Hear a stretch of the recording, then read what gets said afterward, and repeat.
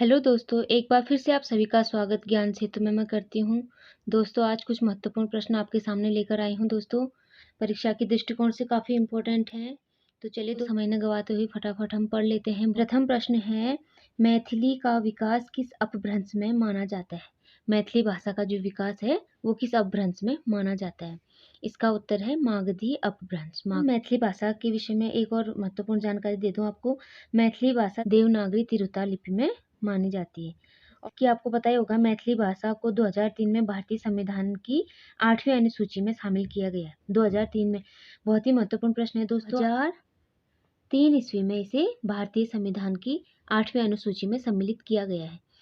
अगला प्रश्न है दोस्तों, कीर्तिलता किस भाषा की रचना है? तो कीर्तिलता अवहट्ट भाषा की रचना है।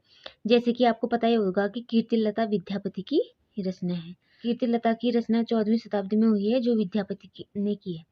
और जैसे कि आपको पता होगा, विद्यापति कई भाषाओं के ज्ञाता थे और इनकी ज़्यादातर रचना अवहट्ट और संस्कृत भाषा में की गई है। तो अगला प्रश्न है, आदिकाल में किस कवि ने अवहट्ट भाषा में रचना की? आदिकाल में किस कवि ने अवहट्ट भाषा में रचना की है? तो आदिकाल में अब्दुल रहमान ने अवहट्ट भाषा में रचना की है।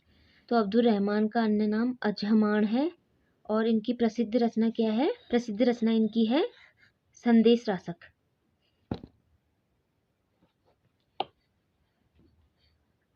संदेश रासक इनकी प्रसिद्ध रचना है।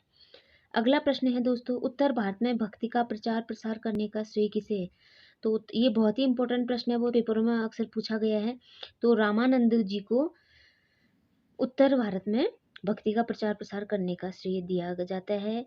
तो उन्होंने श्री राम को अवतार मानकर भक्ति का प्रचार प्रसार किया। ठीक है, उन्होंने, ये प्रश्न आपसे घुमा के भी पूछा जा सकता है कि उन्होंने किसको अवतार माना है। तो आप कह सकते हैं कि यहाँ पे उन्होंने राम को अवतार मानकर भक्ति का प्रचार प्रसार किया, जो उत्तर भारत में उन्होंने किया था। ठीक है, रामानंद जी कौन थे? ये कबीरदास इनके शिष्य थे। ठीक है, रामानंद कबीरदास जी के गुरु थे। अगला प्रश्न है दोस्तों, सहजोबाई किस शाखा की रचनाकार है? ये भी प्रश्न पूछा जाता है। तो ये ज्ञान मार्गी शाखा की रचनाकार है। ज्ञान मार्गी शाखा की रचनाकार है। इनकी एकमात्र प्रमाणित रचना सहज प्रकाश है। तो जो प्रमाणित है रचना उनकी सहज प्रकाश है। वैसे दोहा चौपाई इन्होंने लिखा है, पर इनकी एकमात्र जो प्रमाणित रचना है वो सहज प्रकाश है। सहज प्रकाश, ये इनकी प्रमाणित रचना है। उन्होंने ज्ञान मार्गी शाखा की रचनाकार थी और इन्होंने गुरु को ईश्वर से अधिक मान्यता दी है, यानी गुरु को प्रमुख माना है। ईश्वर से अधिक प्रमुख इन्होंने गुरु को माना है। अगला प्रश्न है, उज्ज्वल नीलमणि के रचयिता कौन है? उज्ज्वल नीलमणि के रचयिता है रूप गोस्वामी। रूप गोस्वामी ये कवि थे, गुरु और दार्शनिक थे। ये कवि और गुरु और दार्शनिक माने जाते हैं, रूप गोस्वामी। ठीक है दोस्तों, तो अगला है, चंदायन किस कवि की रचना है? तो आपको पता ही होगा, चंदायन मुल्ला दाऊद की रचना है और जो 1379 ईस्वी में लिखा गया है। इसकी रचना कब हुई ये पूछा जा सकता है। तो आप कह सकते हैं कि 1379 ईस्वी में इसकी रचना की गई थी।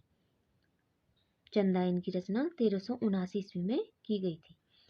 अगला प्रश्न है दोस्तों, बघेली किस हिंदी की बोली है? तो बघेली हिंदी की बोली है और यह बघेलखंड क्षेत्र में बोली जाती है। बघेलखंड क्षेत्र में बोली जाती है और इसका अन्य नाम रिमही, रिवई या बघेलखंडी भी कहा जाता है। इस बोली का अन्य नाम क्या है? एक तो रिमही है, दूसरा है रिवई, तीसरा बघेलखंडी। ये तीनों बघेली बोली है। इनको इस नाम से भी पुकार जा सकता है, रिमही, रिवई और बघेलखंडी। तो ये था दोस्तों कुछ महत्वपूर्ण प्रश्नोत्तर। वीडियो आपको कैसा लगा ये आप मुझे कमेंट बॉक्स में कमेंट करके बता सकते हैं। और अगर आपको मेरी वीडियो पसंद आई है, अगर यदि आप मेरे चैनल पे पहली बार आए हैं, तो दोस्तों प्लीज़ मेरे चैनल को लाइक करें, कमेंट करें और अपने दोस्तों में इसे शेयर भी करें। तो ये थी कुछ महत्वपूर्ण जानकारियाँ दोस्तों। तो चलिए मिलते हैं कुछ अन्य जानकारियों के साथ नए वीडियो में। तब तक के लिए नमस्कार दोस्तों, और वीडियो के अंत तक बनने के लिए बहुत बहुत धन्यवाद।